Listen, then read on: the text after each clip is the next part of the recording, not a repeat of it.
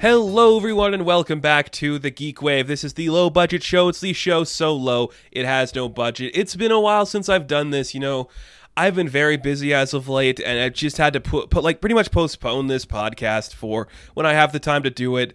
Also, like, the last one I did was the longest podcast I ever recorded, and it kind of beat me a little bit. I was just like, yeah, this was tiresome. I'm going to need a little bit of a break. So we took a couple weeks off. We're jumping back into the GeekWave. Of course, in this rendition, we are going to be talking about the Hanna Barbera cinematic universe. I'm kidding. I did a Smash Bros. Cinematic universe almost a year ago. I figured this time I would kind of like pitch my ideas to spin off the Hanna Barbera characters into like their own universe. We'll get to that after we do the news briefing. This is kind of just because like Jellystone was so good. I absolutely adore Jellystone, probably one of my favorite pieces to come out in recent memory. I really liked that. It was so fun and interesting, but we do got a bunch of news to talk about. A lot of this is older stuff because some of the recent stuff I've kind of done my own stuff on, like the Far From Home trailer, No Way Home trailer. I talked about that. I did a whole trailer reaction. I don't think any of the audience got that it was satire because trailer reactions are fucking stupid and anybody who does them's an idiot. Trailer reactions are dumb. There's nothing fun about a trailer reaction. Mine was satire. Please don't take it seriously. Some people did, and they didn't get it. Whatever. Eternals trailer looked good. Let's get into the news. Again, a lot of this is old stuff, but it's things I kind of wanted to touch upon anyways, because I think they're kind of important. The first thing I want to talk about is we got a confirmation, like a first official photo for this Lord of the Rings television series. And yeah, it looks like Lord of the Rings. Now, I've never been like the Lord of the Rings guy. I've been, you know, pretty much every other type of fan except for, like, Lord of the Rings. I love the movies. I think they're fantastic. I barely know the names of any of the characters. Like, I couldn't tell you who Sean Bean played. I know the movies enough. It's not something I've, like, cared enough about, and I've never read the books, and I'm not going to read the books, but a series, is it a prequel? I can't remember, but Amazon's spending, like, $1 billion on this thing, and it looks like they got a release date for September of 2022. It's about a year away. I think that's enough time to make this look good. I'm kind of excited for this. I think The Witcher is a nice fill for that high concept fantasy thing, but it's a little too, I don't know what the right word is. Maybe just like desaturated and it looks a little too like ugly for me to be like, yeah, I want that classic feeling. I don't know. Lord of the Rings is something completely different than a lot of stuff, so I'd be interested to see what this brings to the table. I'm kind of excited for it. Not overly, but whatever. It's kind of cool. So I wanted to bring that up because I'm like, yeah, okay, Lord of the Rings. I'd get back into the swing of that. Sounds very fun. Another thing here that was kind of confirmed a while back is that the Jost brothers, it's Colin and, what's the other one's name? Who cares? But the Jost brothers, you know, that guy that's married to ScarJo. They just had a kid named Cosmo. Those boys will be writing the animated Seth Rogen Ninja Turtle movie, which, I mean, I guess some of the SNL stuff that Colin does is funny. I wouldn't say he's particularly like my brand of humor. I think he's a talented guy. It feels weird to me, and I don't know like who wrote and who created a lot of like the classic Ninja Turtles like movies and stuff. I should have looked into this more, but I think like more like older gentlemen who probably grew up with this stuff isn't what the franchise needs. I say get some fresh perspectives on there. I know not a lot of people are fans of Rise of the Teenage Mutant Ninja Turtles, like the latest cartoon, but I think the smartest thing that show did was make something new for the Turtles. Like, they're all different types of turtles. That plays into their personality. You switch it up. You made Leonardo a little more carefree, which is kind of a weird choice. That's what Michelangelo is for. And you kind of went with like that flash animation style, which I know isn't for everybody, but I think there's some interesting concepts in that show. I just think like getting the generation that kind of like grew up with the classic Turtles is going to make it appealing to certain people, but it's also might change things. I don't know. It could be interesting. I still think the Turtles should be a period piece. I think you should keep it in the 80s, and that's where it works best. But I guess we'll see what happens with this project. I'm genuinely curious about it, and I'm excited to talk more about Ninja Turtles on this channel. But we'll have to wait and see what comes of it, because it could be nothing, or it could be something. I don't know. Another thing that we got here, this is a trailer for Y the Last Man. I've been talking about Y the Last Man on this channel, I think, for, pretty much since I started GeekWave. I think I've been talking about Y the Last Man. This thing has gone through production hell forever, and now we can officially say we got a trailer, and the trailer looks pretty cool. Like, I didn't know what to expect. I've read Why the Last Man, and I love that comic. I think it's unique and satisfying and so different than a lot of other books, but something about Why the Last Man was like, how do you take that energy and make it realistic? And I guess they found a way to make it work, because something about this actually intrigued me. I'm not familiar with the actor playing Yurik, but I guess that's perfect. Like, we don't need to be a named actor, and you just build this guy up to be this thing in the world. Like, it genuinely was a scary thing to see. And the fact that it's coming in September, that's right around the corner. Like, I'm super pumped to see this. I know it's the FX Hulu thing. I hope it streams day one on Stars, whatever the Disney thing is, just because Reservation Dogs wasn't, which bummed me out, because I was super pumped to see Reservation Dogs, but that wasn't streaming in Canada till later. So I hope that's not the case with Why the Last Man. I hope that they see, like, this is going to be something big, and we just put it on there. That could be really fun. It looks great. Something else that looks great is we got casting confirmations for the Wednesday Addams series. They just dropped a whole bunch of people that will be appearing in it, but two of the big ones that we got recently were Gomez and Morticia. Now, I love Luis Guzman. I think he's a great choice for Gomez. Like, it's about time he's getting a big break like this. And I'm not saying, like, Gomez is going to be a big role in this Wednesday show, but this is a really good role that I'm very genuinely excited to see what an actor can bring to this, because Gomez is really cool. There's never been a bad actor to play Gomez. Same with Morticia. There's never been a bad actress to play Morticia. But Catherine Zeta-Jones, that is a really oddball choice. I don't picture her in that setting, and I guess that's kind of why I think it could be special. Luis Guzman, yeah, I definitely see him as Gomez. I see that completely well, especially him now in his career. I think he could knock this out of the park. He could definitely play more into, like, the charisma and the fun stuff of Gomez. But Zeta-Jones, that's an interesting one for Morticia. I'm very curious to see how that's going to go. Christina Ricci was, like, right there. I'm sure she would have loved to do it. That's all I'm going to say. Maybe she's too young for... How old is this Wednesday? They say 16, I think? Maybe she's a little too young. It's believable, but maybe you want some... Whatever. I'm thinking too much about that. Looks cool. I'm very excited for this Wednesday show. I wish it was just the Addams Family, because I think these characters are popular enough, but since Rob Zombie's doing that Munsters thing, I'm not going to complain too much, because both of those properties are coming back, and both of them represent a certain thing in popular culture. That's kind of exciting to see. I think that's very cool. Speaking of things that are cool, if you're interested in this, I think this is kind of funny. Idris Elba, you know, the actor that everyone says is like this big deal. He should be James Bond. He's going to be voicing Knuckles in the Sonic sequel, which, okay, yeah. What is with it? Idris Elba has, like, the weirdest career track. I relate Idris more to somebody like Nicolas Cage, which some people might think that's a weird thing, but Idris is like, yeah, I'll do whatever I want. He did, like, a weird show where he's a struggling DJ. He's like 48. Who's going to believe he's a struggling... Who's going to believe he knows what a DJ is? That's weird. But hey, cool. I don't really care for the Sonic sequel, but Knuckles was a fun enough character. I kind of was like, wouldn't he make more sense for Shadow or something? But maybe they're holding off on Shadow and he's going to get his own spin-off. Oh, man, that'd be so good, a Shadow spin-off. I believe if anybody in the Sonic universe would get a movie outside of Sonic, it would be Shadow, and it would just be like an edgy Sonic movie. You know, it'd be like Joker for Shadow. Could you imagine that? Oh, if he comes into the real world, he just I love it. I love it. So good for you, Idris, making money. Do you have a son or a daughter that's young and like Sonic? Probably. That's probably why you're doing this. And another good casting choice. I love this. So I've talked a lot about the Powerpuff Girl CW thing. I think it's hilarious. I'm impressed this is the one they chose, especially making them like teenagers who hate themselves. It's so CW that it hurts, but they had to reshoot the pilot because it was terrible. And I read some of that script and it's terrible. So Chloe Bennet decided to opt out of her contract, which I get it. You probably don't want to do this, and I wouldn't be surprised if the whole project just folds in on itself. If we never see this Powerpuff Girl thing come to light, I wouldn't be surprised. We'll always have those beautiful set photos of these grown women dressed in the Powerpuff Girls uniform. That I'm sure that's a fantasy for some people. Good for you, Chloe. You're probably going to be in Secret Invasion, aren't you? Whatever. That's great, lady.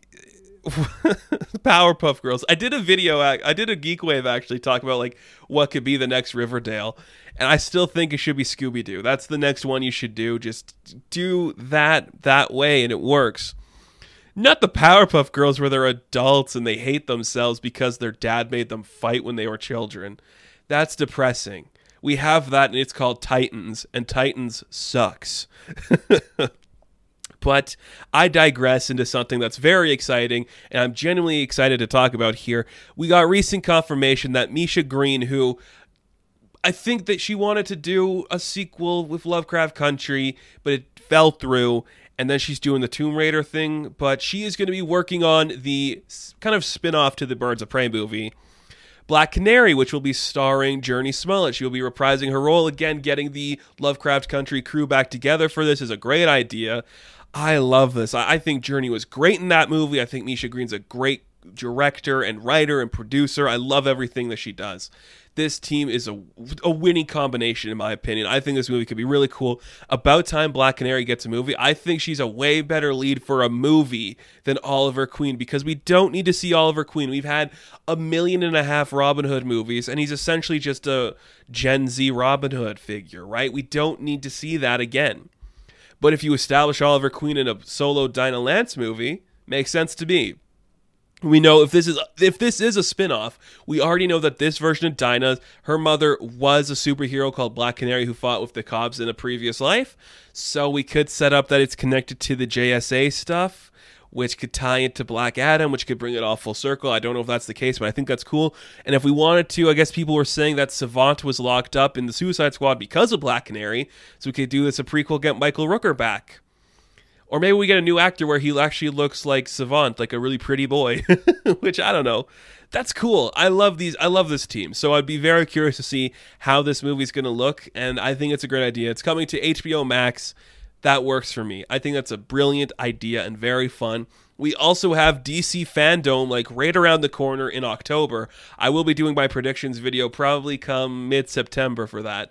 I'm genuinely excited to see what that's going to bring, and I think we'll probably get some more confirmation on this movie there. Like maybe an official title card. That'd be cool. And my last piece of news here before we wrap things off and get into our pitching segment is we got an official look at Cowboy Bebop. We've got it before. And, you know, something that I'm not a big fan of. Can honestly say I've never been the anime guy. I've never, you know, read anime or manga, I guess it's called. I've never watched anime, and I know everyone in my life who watches it and likes that stuff says Cowboy Bebop is revolutionary. I don't believe that. I'm sure it's great, but I think something like Akira and Ghost in the Shell is revolutionary. Cowboy Bebop seems like your basic, we're bounty hunters in space thing. I don't care.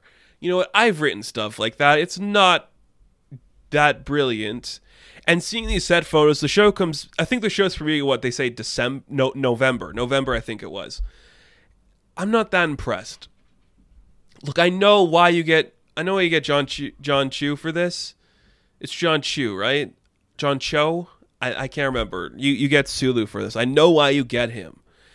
But Spike is supposed to be like in his 20s, right? John's like 50. And you can tell. Like, you can give him the longest hair you want, but he still looks his age sometimes. And something about this just doesn't work well, or it just looks really basic. And that's a problem I had with a lot of Neflix stuff, which I don't want to get into that. You can watch my streaming video for that, but I don't know. There's something about this just didn't bode well, something I'm interested in. I don't think these set photos or these stills that we're seeing really invoke a shred of confidence. Maybe it's because I've never watched the anime and I don't plan on it, but I'm gonna go in this one with open arms and hope something good could come about it. I just don't know if we're there. I just don't think we have reached that level yet. We'll see. But Cowboy Bebop, I guess it could surprise me, but I don't imagine it will because it might be pretty simple. So those are all the news things. What's going on in Hollywood? We got a bunch of, that's just all non-original stuff. Okay, whatever.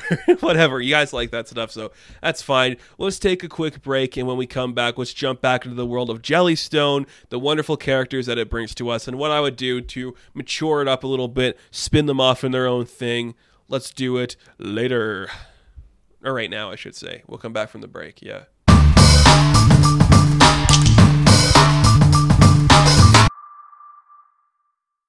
Alright, so if it wasn't already apparent, I love the Hanna Barbera cartoon stuff. You know, I talked about it a lot when I did my Jellystone review, which is doing really well on this channel, surprisingly. I'm amazed it's doing so good. Because it's Hanna Barbera stuff. I didn't know there was a target audience for this. If there was, I would definitely talk more about it on stuff. But I love it. I've loved every modern iteration we've had of these characters. I love when DC worked with them. I love when Warner Brothers just shoves them into things. Like, this to me is just like what you can do with Looney Tunes. And now Looney Tunes, of course, is more successful.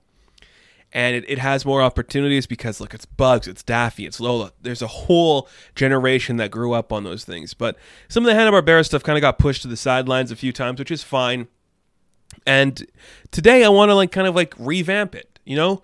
What would we do if I took some of these properties and I could pitch to you my ideas to reboot them? Now, I had a couple stipulations in here. The first one I had was I'm not going to do like a Harvey Birdman or a Space Ghost Coast to Coast where it's taking these characters, putting them into an absurd situation like that and just making it that Adult Swim humor.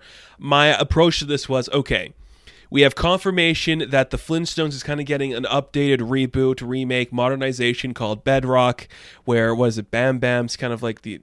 Yeah, Bam Bam, right? Yeah, she's the adult now, and her dad's like an old man. My idea was, what if we were to do that kind of thing, where it's like, hey, we are updating these situations with these characters that you are familiar with, but we're not making it the thing you know. You know, we're also not going to go like, hey, you know, Secret Squirrel's a peeping Tom.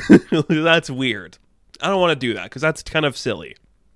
So I wanted to kind of go, what if we bedrocked a couple more things? I don't have every single franchise on here because we could be here all day. I picked a couple. I was like, I could probably spin this into something interesting. I don't know what it would be, but I was like, well, let's take some of these and let's talk about them. So obviously when you are doing the Flintstones and you're doing that and you're updating Bedrock and making it more modern, the clear thing to do would be to do the exact same thing with the Jetsons. Now, I'm a big Jetsons fan. If I had to pick between the two, I'm probably more of a Flintstones fan just because I think you open up yourself to more interesting parody on society. Like the Jetsons, it's a good parody, and you could just be like, yeah, this is how lazy we are, when the Flintstones look how creative we can be, which I guess is kind of more my thing. But my idea when it came to the Jetsons was do Bedrock but with Judy. It's that easy. Even though it's the future technically in the Jetsons, you could update the comedy a little bit more. Say Judy's 25 now. That's maybe 10 years from where we saw Jetsons last. And then you could do a couple more different things in that regard. You know, yeah, well, maybe even older. You know, and doing it with the modern lens. How do we view social media in the future, this influencer lifestyle, all those kind of things? How could you present that into this story? How does technology advance now that we have these ideas that were kind of already talked about in the Jetsons? And how do we update that technology further and make it into something a little more different than what we already saw in the 60s? What would that look like if we just updated that? And I think especially now in today's climate when it comes to cartoons, we need that singular focus as opposed to the family. The family stuff works, but even the most successful cartoon movie of late, like The Mitchells versus the Machines, it focused on the daughter. And the daughter aspect is something that I think the target audience should be interested in because, you know, females in animation, they have a lot of playroom and you can do a lot of cool stuff with that. Some of the best shows right now are focused on women in animation. So doing that with Bam Bam and Pebbles makes sense to me. You put them in there. Oh, is she Pebbles? Which one's their kid? Is it Pebbles? Bam Bam. Which one's whatever? I'm not gonna get hung up on that. You get it. So do that with Judy. I think it would make sense. That DC comic book that came out kind of showed she had this era of wanting to preserve film and do something interesting in that aspect. So maybe she is trying to capture the world, and it could be a single camera comedy kind of thing where she talks directly to the audience, talking about her world. Her dad could be older. Maybe now he takes the role of Mr. Spacely. We could see Elroy now as a young man just hitting it off. Maybe he's the big influencer type and she's kind of trying to take things seriously. There's a lot of cool areas to explore there. I think that would be really fun. Again, the Jetsons are the great juxtaposition to the Flintstones because it's the Stone Age and the future, two things that we idealize in these different settings. And you could do a lot of great comedy with both of those, but I just think, you know, exploring the past in this interesting and creative way could be really cool. In the past, by past I mean the future, obviously, because the Jetsons are the future thing. I like it. So that's what I do with the Jetsons. You do Bedrock, but you make it Judy. And I think Judy's a compelling enough lead. And again, she's older than Pebbles or Bam Bam, whichever one it was. I can't remember because I'm an idiot. Yeah, it can be really fun. And my other one here I thought I'd talk about was the one that I think got the biggest push in Jellystone. That, of course, was like the Yogi Bear family. Look, Yogi Bear, I think, represents that certain place. It's kind of the Bugs and Daffy thing where it's timeless. You instantly recognize Yogi and Boo Boo. So how do you update that? Well, I think Jellystone was their update because it's pretty much what you would do with a modern Yogi Bear. You know, you'd make Boo Boo the punching bag. You'd put Cindy in there because you need that smarter perspective to, like, straighten things out with these two shenanigan guys. And I think you could just do that adjacent from Jellystone. Like, I think there's an area to explore there where you remember how, like, We Bear Bears? I love that show. I think it's a very creative and interesting endeavor. I think you could do kind of that style where you have maybe Yogi, Boo Boo, and Cindy. They live in, like, you know, the park. And Ranger Smith could be a character, and he's just kind of like going after these guys, but they're just having their own adventures maybe throughout the town of Jellystone without the other characters that we've seen in the cartoon as a part of it, and they could just have fun in that regard. I think that would make sense. And they're probably, I'd say maybe aside from Scooby-Doo and the Flintstones, like the biggest name Hanna Barbera cartoon characters.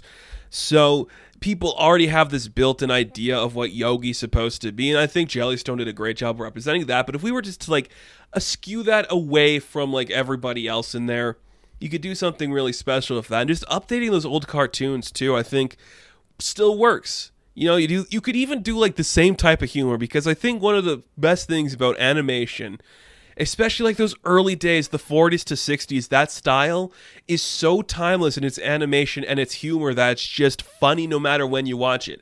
The animation could be a little rough at times, sure, but the jokes still work. There's nothing like, well, some of them are terrible, of course, but the ones that are timeless just really have that great feel to it, and I think you could do something really cool with Yogi in that regard. I'd love to see like a We Bear Bears approach. You know, let's just go to the town, have some fun while this guy's trying to like bring us down, and we're always just taking his food before we head out into town and have fun. I think that could be a really cool thing to see. So that's all I got for Yogi. I think this could be a shorter episode because there's not much else I can really say about that, but it's really fun to explore those topics. The other one I have here, now this is probably the one I was the most excited about to talk about. So one of my favorite comic books ever, honestly ever, is the Mark Russell Exit Stage Left, the Snagglepuss Chronicles. Like, that book actually just hit me at the right time where it's like, I love the artwork, I love the idea, I love the story, the characters, everything about that comic book just spoke true to me. And I would love to adapt that book into a movie. But because I can't do that, I've thought, what else would I do with Snagglepuss? I love the character. I think he's hilariously fun in any interpretation. Just like that kind of like sassy gay guy. And I know that could be like a stereotype, but it's never played up as one. It's played up as like a part of his personality. So what I would do with a Snagglepuss cartoon is kind of the basis of what we saw from that 90s cartoon. Now, I'm sure the audience that might be watching this isn't too familiar with this cartoon that didn't last very long. One season, I think, from the 90s, from two of the guys that worked on The Simpsons. I believe it was Al Jean and Mike Wise. They made a cartoon with John Lovitz called The Critic. And if you haven't seen The Critic, I think all episodes are available on YouTube. Basically, it's this curmudgeon-y little guy who is like this fanatic critic, and he lives on his own, but he's kind of just like an asshole to everybody, and he thinks he's better than everyone, so he like has all these people come on the show, and he talks about their films, and he's like, yeah, whatever. But his outside life, he's got a son that doesn't really like him, he's a divorced guy, and he's just kind of a wreck. So, my idea for Snagglepuss is kind of in that similar vein. I think you do it. Snagglepuss is a critic who panders a lot of like the work of these upbeat people, you know. It could even be not even film, but maybe just like paintings, you know. He's like this art critic or this museum critic or all these type of things, just like your high savantish type guy living in like a New York City aesthetic. You know, he comes like, oh, this like a fashion critic even would be good for Snagglepuss. But that's only part of the story, and then the rest of it is just like focusing on the other half of his life. Maybe he has like a son or a daughter who doesn't like him. Maybe he's seeing like his ex-boyfriend is more successful than him in this thing, that kind of style. And you just like building up this persona that like, yeah, he can criticize all he wants, but his life isn't perfect either.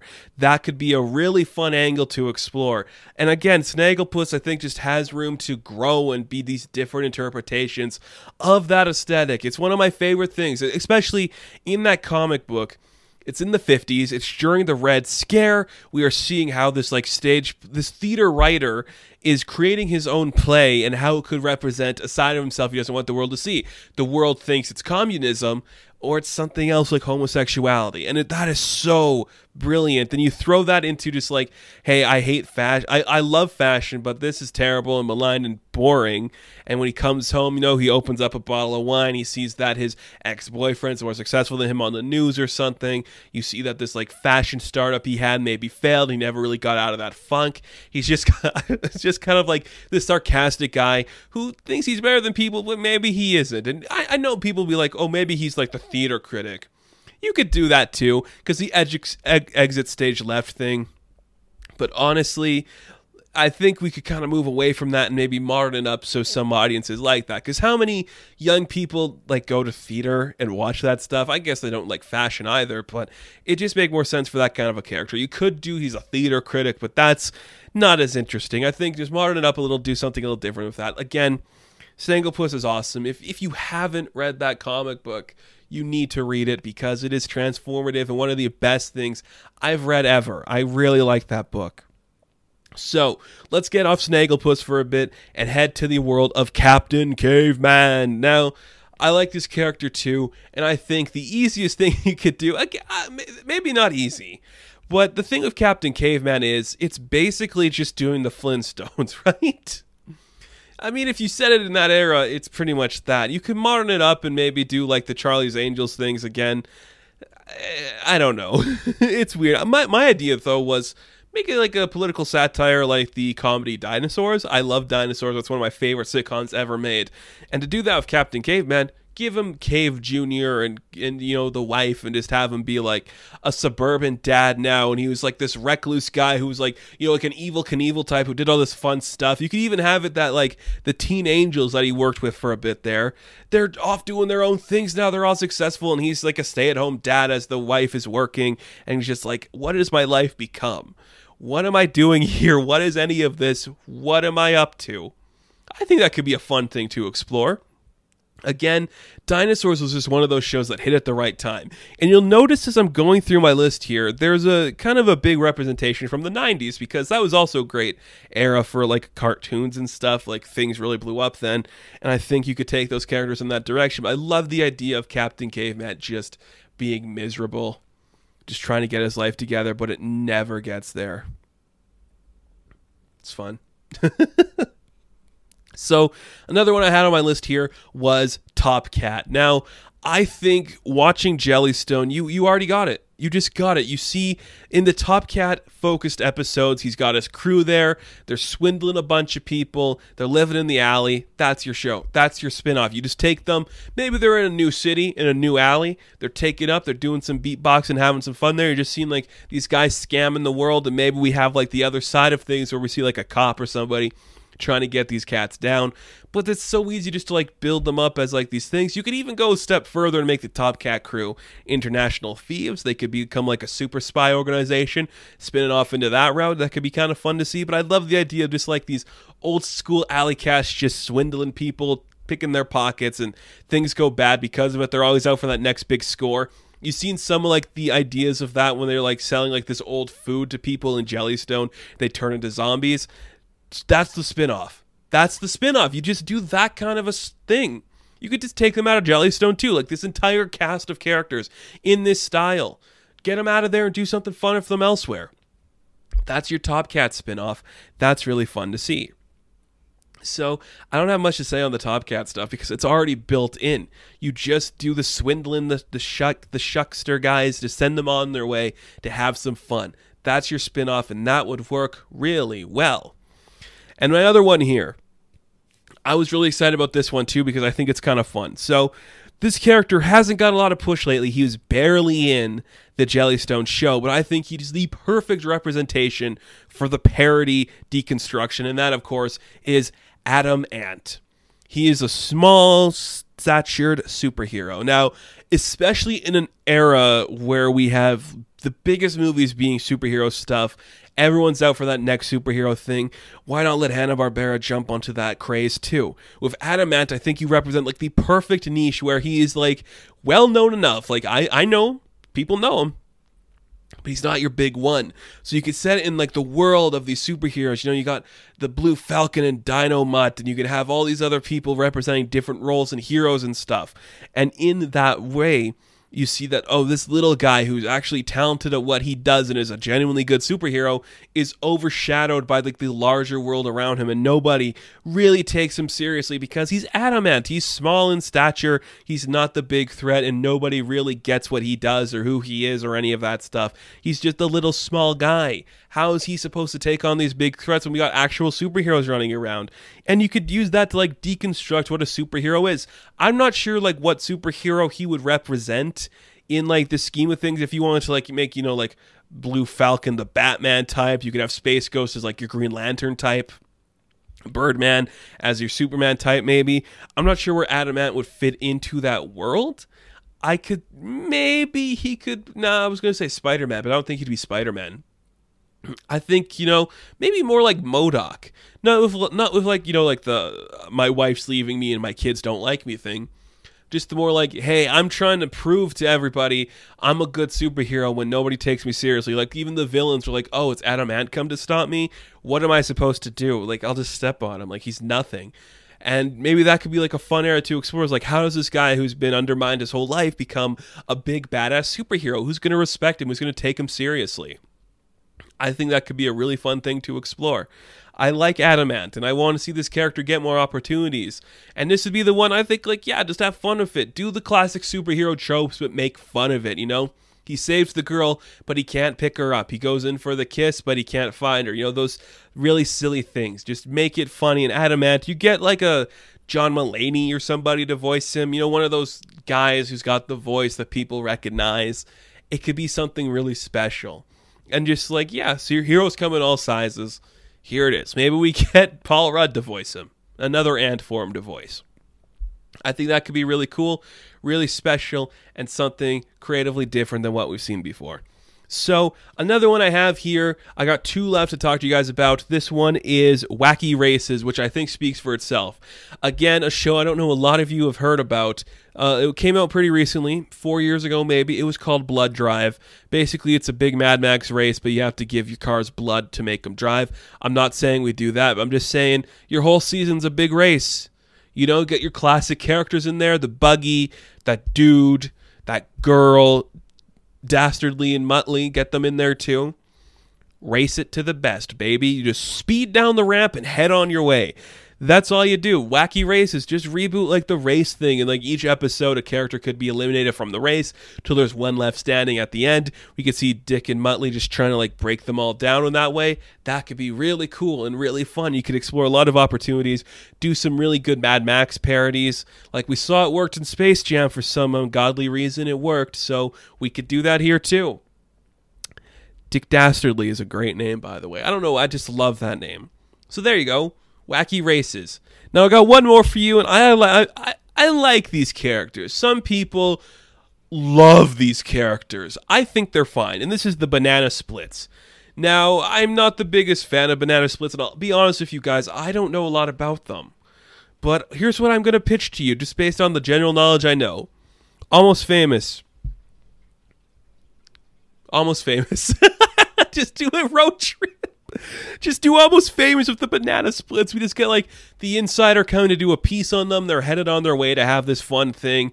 You know, we could just enjoy ourselves with the Banana Splits. Look, they're cool and people like them. So Banana Splitsing it up, baby. Banana Splitsing it up. You could even mix in like the Harley Quinn cartoon there. It's like, oh, people don't think we're a good band, but we're going to prove them wrong. Here's what the Banana Splits can do. And we could do scenes where they're like rocking out, do some actual music in there, get some good stuff going on. Definitely could be something special. Again, I'm not the biggest Banana Splits guy, But this could be a really fun one. I just wanted to throw it in there because I know people like banana splits. They're cool enough characters that you kind of have to bring them up. So those are all of them. Those are all the ones I had. You know, we got Jetsons, Yogi Bear, Snagglepuss, Captain Caveman, Top Hat, Adamant, Wacky Racers, and the Banana Splits. All of those are franchises just waiting to happen. Maybe with the success of things like Bedrock and Jellystone, we could actually see these things take off somewhere special. I wouldn't be surprised if one of them got off, especially the Jetsons one. Like, if Bedrock works, we're definitely going to be getting something with the Jetsons. They weren't in Jellystone, so they're maybe holding that off for something special. But I'd love to know what you guys think of my list and my ideas. What would you do if these characters or any of these franchises? What would you like to see happen if any of these roles? I'm very curious to see what people think about this. And I always like to end things with some recommendations for you guys. So let's do that here. Of course, my first recommendation is the Snagglepuss Chronicles. It is a fantastic book. And Mark Russell also wrote a book about the Flintstones, which was really good. So you should check that out too. Jellystone, watch it, review it, love it. It's a really fun show that's very special and different. The original Addams Family movies from the 90s are very cool. Check them out. 30 years ago. That's insane. They're really good stuff. I think they're really fun. So that is all I got for this rendition of GeekWave. I had a great time talking about Hanna Barbera and seeing what these characters could bring. I think it's really fun to explore these topics, so thank you for allowing me to do this, and we should be back this week too with an episode about the Substack stuff in comics. We'll see how things go schedule-wise, but it could be fun or it could be a bad topic. We'll find out. So if you have any suggestions for topics you'd like to see me talk about on this podcast, please email them to me. All that information will be in the description, whether it's audio or video. You'll find it there. Now, thank you guys for watching this review. It's not a review. I'm sorry. I'm just conditioned to say review. Thank you guys for watching this podcast or listening to this podcast. Thank you so much again. I'm just stumbling now. Be sure to like and subscribe to the channel. And if you're listening on the podcast feed, please give us a rating there. It definitely helps out. As always, you can check me out on Instagram, TikTok, and Twitter. And I will catch you in the next one. Have fun. Stay safe. Good luck.